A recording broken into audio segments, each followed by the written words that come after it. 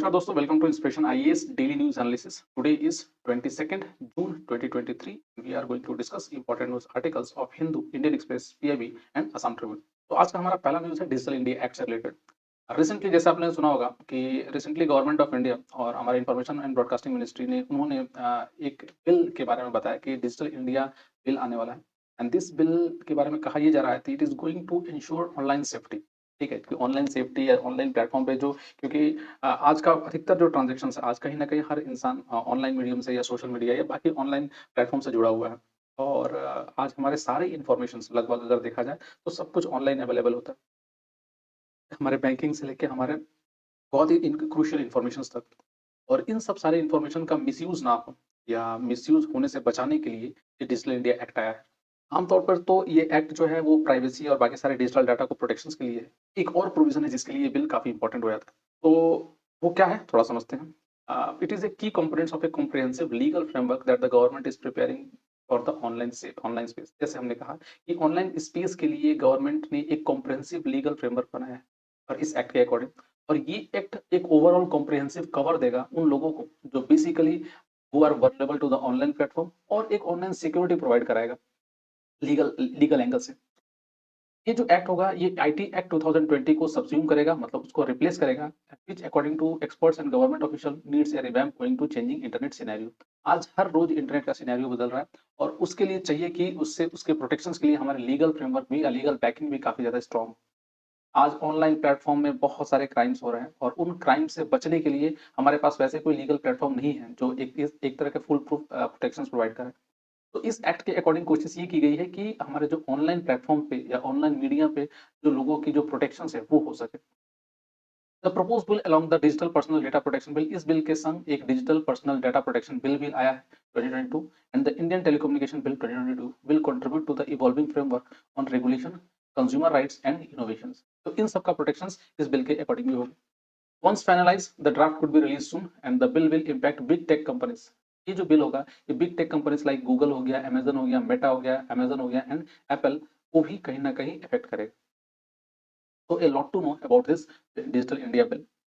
देखिए ये तो खैर प्रोटेक्शन है ही है, मेन मोटिव है हमारा प्रोटेक्शन, बट एक और सबसे बड़ी प्रॉब्लम है जो सोशल मीडिया या आज डिजिटल प्लेटफॉर्म पर हो रही है, और वो है फेक न्यूज के रिलेटेड।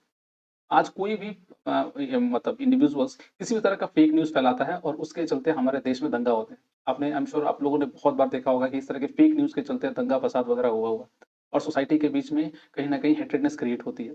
तो दूसरा सबसे इम्पोर्टेंट इसका रीज़न्स ये है इस बिल लाने का कि यहाँ पर गवर्नमेंट जो है, जो ऑनलाइन फैक्ट चेकर्स जो होते हैं, उनके उनके लिए भी कहीं न कहीं रिस्ट्रिक्शंस लाए।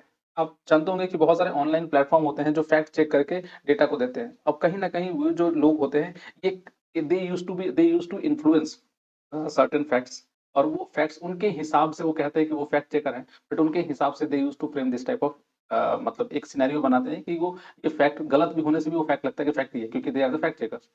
तो अभी गवर्नमेंट ने ऐसे फैक्ट चेकर्स के ऊपर में रिस्ट्रिक्शंस लगाया है और इस बिल के अकॉर्डिंग लगाएंगे।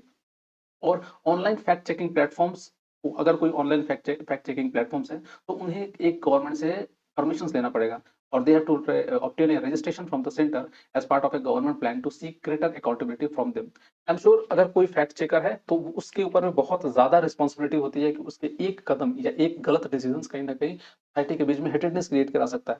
तो इसके चलते ये फैक्ट चेकर और ज्यादा रिस्पॉन्सिबल हो अपने काम को प्रति लेकर, और उससे कहीं ना कहीं हमारे सोसाइटी के माहौल ना खराब हो। So they need to be more responsible. The measure is currently being considered as a key provisions under the upcoming Digital India Bill, successor to India's core internet law. Hope आपको समझ में आएगा। Next इस bill के कुछ और provisions को देखा जाए तो this bill of the digital India, it is a departure from the long held understanding of intermediates on the internet sites that typically act as a platform for users to access services on the internet. ठीक है, present scenario क्या है, under IT act 2000 there is no classification of intermediates, मतलब किसी भी तरह का intermediates का कोई क्लासिफिकेशन नहीं है, जैसे कि बहुत सारे डिजिटल प्लेटफॉर्म्स वगैरह उनके बारे में कोई क्लासिफिकेशन नहीं है। इस बिल के अंदर प्रपोज ये है कि intermediates will be classified as social media platform, e commerce platform, AI platform, fact checking platform etcetera, to prescribe specific rules to different types of intermediates. तो हर एक इंटरमीडिएट्स के लिए एक स्पेसिफिक रूल होगा जिसको उन्हें फॉलो करना पड़ेगा। नेक्स्ट अगर देखा जाए तो इसमें न्यू रेगुलेटर फॉर इंटरनेट होगा on the lines of the telecom regulatory authority. जैसे ट्राई है हमारा आपके जो टेलीफोन के लिए, सेबी है आपके स्टॉक मार्केट के लिए, तो उसी तरह से एक नया रेगुलेटर भी बनेगा इंटरनेट के लिए। इसके कुछ और प्रोविजंस ये है कि the IT ministry could classify deliberate miss information, doxing, impersonations, identity theft, catfishing, and cyberbullying of children as offense under the new bill. The bill may also change some of the fundamental rules that presently apply to internet platforms such as safe harbor norms. ये safe harbor norms को भी हटाया जाएगा, इसमें भी कुछ ना कुछ changes होंगे. And penal provisions for violations and users harm related to emerging technologies include generated AI platforms like ChatGPT and Google Bard will also be addressed in the bill. तो ये बिल देखिए आमतौर पे बहुत जरूरत थी। नेक्स्ट आगे अगर देखा जाए तो द फैक्ट चेकिंग यूनिट के बारे में समझा जाए तो अर्लियर प्रपोजल ये था कि the ministry of electronic and information technology has previously suggested that news that has been deemed fake by the PIB fact checking team will not be permitted on online intermediates. The reference to PIB are dropped from the IT, Intermediary Guidelines and Digital Media Ethics Code Amendment Rule 2023. The social media companies have submitted a proposal to the Center to establish the Misinformation Combat Alliance, a network of fact checkers that will verify misleading content on the platform. तो social media जो companies थे उन्होंने मिलकर एक proposal prepare किया है कि there will be a alliance, एक मिस इन्फॉर्मेशन कॉम्बैट अलायंस होगा और it will be a network of fact checkers that will verify misleading content on their platform. तो इस तरह के एक नेटवर्क होगा फैक्ट चेकर्स का और उनको अगर लगता है कि वो चेक करेंगे कि उनको अगर लगता है कि ये जो न्यूज़ है वो फेक है तो उसको वो प्रिवेंट करेंगे. The alliance will act as a certification body. वो alliance एक certification body होगा that will serve as a means of identifying trusted fact checkers. Hope सबको समझ में आया होगा ये चीज. नेक्स्ट है रिसेंट प्रपोजल्स ये है कि online fact checking platform could be required to obtain a registration from the centre. The registration plan could be carried out in phases with fact checking units of legacy and reputed media companies being allowed to seek registration in the first phase. There is also a plan to not register non-legacy fact checking bodies. कोई non-legacy fact checking body को उसको register नहीं किया जाएगा. And the government is also in conversations with the industry to develop a safe regulatory organizations for fact checking informations which does not relate to the government. ठीक है, तो ये government से रिलेटेड नहीं होगी तो इससे भी लोगों के ऊपर में ये रहेगा कि हाँ मतलब लोगों को ये एक सेफ्टी फील होगा कि ये कहीं ना कहीं गवर्नमेंट कहीं इस चीज को तो रेगुलेट नहीं कर रही है. ठीक है, तो ये कुछ प्रपोजल्स है रिसेंट इस बिल में. तो आई एम श्योर ये bill is going to change various things और सोसाइटी में जो इस तरह की जो चीजें फेक न्यूज और इस तरह के हेटेडनेस वाले न्यूज जो फैलते हैं उसको प्रिवेंट किया जा सकेगा. तो एक बहुत ही सराहनीय कदम है गवर्नमेंट का. नेक्स्ट जो अपना न्यूज है, recently China blocks proposals at UN to blacklist Pak based LeT terrorist Sajid Mir. तो रिसेंटली ये हुआ है कि यूएन में चाइना ने ब्लॉक कर दिया प्रपोजल्स दिया का जिसमें इंडिया ने कहा था कि जो लश्कर तैयबा का जो टेररिस्ट है साजिद मीर जो कहीं ना कहीं हैंडलर था हमारे मुंबई अटैक में, उसको गवर्नमेंट ऑफ इंडिया ने एक प्रपोजल लाया था कि उसको टेररिस्ट डिक्लेयर किया जाए, उसको चाइना ने ब्लॉक कर दिया. तो थोड़ा समझते हैं. China blocks a proposal by the India and the US at the United Nations to designate Pakistan-based Lashkar-e-Taiba terrorist Sajid Mir as a global terrorist. तो साजिद मीर जो ग्लोबल टेररिस्ट है उसको इंडिया और यूएस ने प्रपोज किया था उसको एज ए ग्लोबल टेररिस्ट घोषित करने के लिए, बट चाइना ने उसको ब्लॉक कर दिया. Mir is wanted for his involvement in the 26/11 Mumbai terror attack, and the proposal was to blacklist Mir under the 1267 Al-Qaeda Sanction Committee of the UN Security Council as a global terrorist. तो उसको कहीं ना कहीं उसको ये एक global terrorist होने से चाइना ने रोक दिया. आमतौर पे चाइना ऐसा हमेशा ही करता है जब भी इंडिया का कोई प्रपोजल्स होता है जो पाकिस्तान के खिलाफ या पाकिस्तान बेस्ड टेररिस्ट ऑर्गेनाइजेशन के खिलाफ अगर होता है, चाइना की पहली होती है कि वो उसे ब्लॉक करता है. तो पहली कोशिश ये होती है कि उस तरह के यूएन रेजोल्यूशंस को वो ब्लॉक कर दे और ब्लॉक होने से वो चीजें वहीं रुक जाती है क्योंकि चाइना के पास एक वीटो पावर है. अब किसी को अगर ग्लोबल टेररिस्ट घोषित कर दिया जाता है तो यूएन द्वारा तो उसके ऊपर में सैंक्शन लगते हैं और वो सैंक्शन रेजिम क्या है. Under chapter 7 of the United Nations Charter, the UN Security Council can take action to maintain or restore international peace and security. And the application of sanction is one of the possibilities of the Council has in this respect. Sanction measure under Article 41 of the UN Charter encompass a broad range of enforcement options that do not involve the use of armed forces. The measures can range from economic and trade embargo to more targeted measures against specific individuals, companies or entities such as freezing of fund and traveling bans. तो army तो use नहीं करेगी but basically उसको ये किया जाता है कि जो फंड होता है उसको फ्रीज कर दिया जाता है और अगर उसको ट्रैवल से बैंड कर दिया जाता है, कहीं दूसरी जगह वो ट्रैवल नहीं कर सकता. तो ये कुछ एक्टिविटीज है जो अगर उसको सैंक्शन लग गया, उसको ब्लॉक कर दिया गया तो इस तरह की चीजें उसके संग की जाती है. And pursuant to this, currently the UNSC has 14 active sanction regimes. Sanction regimes are enacted via a UN Security Council resolutions, and the sanction regime focus on supporting political process in armed conflict, nuclear non-proliferations, and counter-terrorism में involve होते हैं वो लोग. तो ये कुछ होता है। उसके बाद अगर देखा जाए तो सैंक्शन कमिटी ऑफ यूएनएससी जो होता है, इस sanction regime is administered by a sanction committee that consists of all 15 members of the security council। तो 10 नॉन परमानेंट और 5 परमानेंट मेंबर्स होते हैं उस सिक्योरिटी काउंसिल में, एंड 15 मेंबर्स इंक्लूड वही 5 permanent members and 10 non permanent members of UNSC.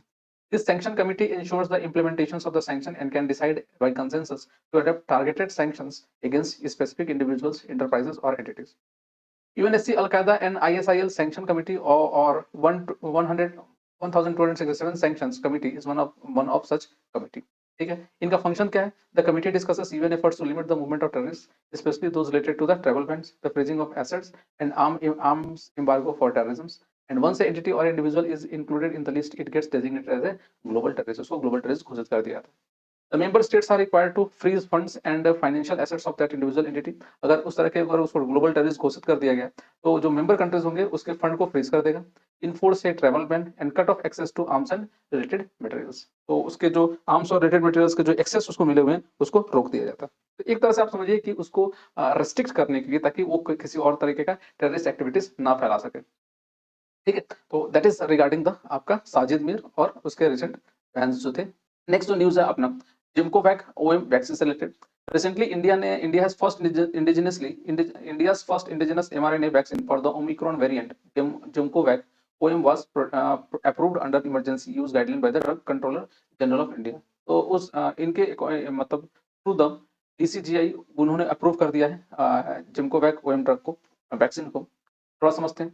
ये जो vaccine है, it was developed using the indigenous platform technology by Gennova Biopharmaceutical Limited and supported under the mission COVID Suraksha implemented by Biotechnology Industries Research Centre बीराक।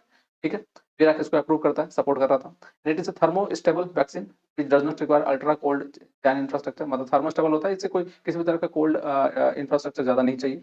Used for the approved mRNA based vaccine. That's all for today in daily news analysis, and please do subscribe to our YouTube channel and Facebook page for such other video content. To download the PDF of this particular lecture, visit our Telegram channel in the given link. Thanks for watching. Please do take care of yourself, making it easy for the deployment pan India. तो अब क्योंकि ये cold temperature नहीं चाहिए ज्यादा, तो ये कहीं भी ऑल ओवर इंडिया कहीं भेजा जा सकता है। इट इज डिलीवर इंट्राडर्मली, ये इंट्राडर्मली दिया जाता है यूजिंग ए needle free injection device system. तो एक needle free injection device system लगा रहता है जो वो इसको मतलब इंट्राडर्मली इसको इंजेक्ट कर देता है। When administered intradermally in participants as a booster, it generates significantly higher immune response. ये higher immune response देता है, and the clinical outcome demonstrate the need for variants specific vaccine for desired immune response. Get it? तो this is regarding the Gemcovac OM vaccine. थोड़ा सा अगर समझे जाए बीरक क्या है, तो in fact about BIRAC, it is a non for profit section 8 schedule B public sector enterprise set up by the department of biotechnology government of India. तो BIRAC को government of India department of biotechnology ने बनाया था। It is an interface agency to strengthen and empower emerging biotech enterprises to undertake strategic research and innovations. ठीक है, addressing nationally relevant products development needs. तो अच्छा, ये mRNA vaccine होता क्या है? देखिए, recently mRNA is a messenger RNA जो बेसिकली न्यूक्लियस से जाकर ये राइबोसोम्स तक जाता है to give information to the ribosomes what which type of protein need to be prepared. ठीक है, तो mRNA vaccines जो होता है, it contains messenger RNA and it is a single strand RNA molecules that complements DNA. It is created in the nucleus when DNA is transcribed by the RNA polymerase to create free mRNA. तो DNA से जो निकल के मतलब आपका separate होता है और निकल के ये कहाँ पहुंचता है? आपके राइबोसोम्स में, जहाँ पर राइबोसोम्स को ये हेल्प करता है आपका इन्फॉर्मेशन मतलब टू फॉर्म द प्रोटीन। तो this is regarding mRNA vaccine.